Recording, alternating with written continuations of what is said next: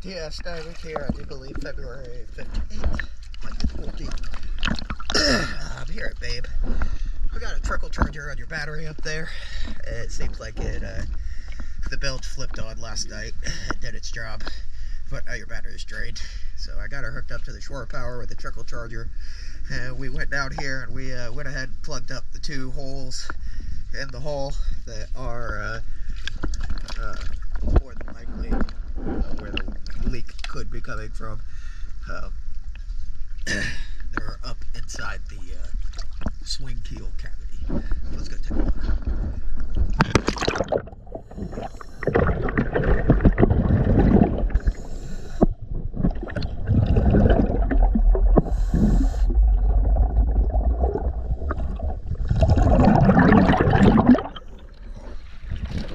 Yes, diving.